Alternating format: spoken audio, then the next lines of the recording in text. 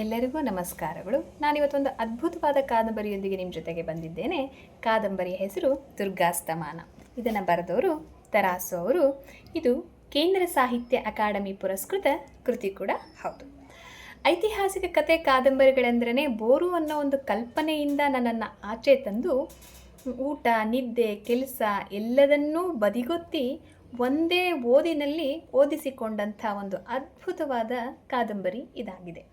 ಈ ಒಂದು ಕಾದಂಬರಿ ಚಿತ್ರದುರ್ಗದ ಪಾಳೆಯಗಾರ ಮದಕರಿ ನಾಯಕರ ಪತನದ ಕಥಾನಕವಾಗಿದೆ. ಇಲ್ಲಿ ಕಟ್ಟಿಕೊಟ್ಟಿರುವಂಥ ಕಥೆಯ ಕೌಶಲ ತುಂಬ ಅದ್ಭುತವಾಗಿದೆ. ಅಲ್ಲಿ ಬಳಸಿರುವಂಥ ಸ್ಥಳೀಯ ಭಾಷೆ ಓದುಗರ ಅನುಭವದ ಗಾಢತೆಯನ್ನು ಹೆಚ್ಚಿಸ್ತಾ ಹೋಗುತ್ತೆ. ಅದು ಕೂಡ ತುಂಬ ಅದ್ಭುತವಾಗಿದೆ.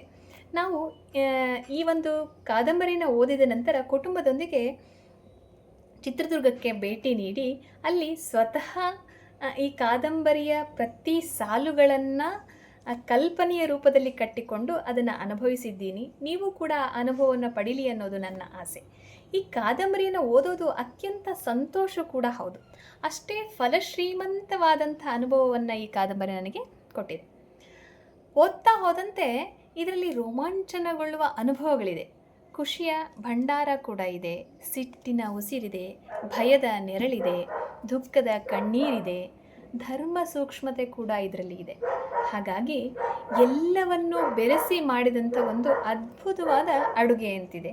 ಸಾಧ್ಯವಾದರೆ ಈ ಕಾದಂಬರಿಯನ್ನು ಒಮ್ಮೆ ಓದಿ ನೀವು ಕೂಡ ಇದರ ಅನುಭವವನ್ನು ಪಡೀರಿ ಅನ್ನೋದು ನನ್ನ ಆಸೆ. ಧನ್ಯವಾದಗಳು.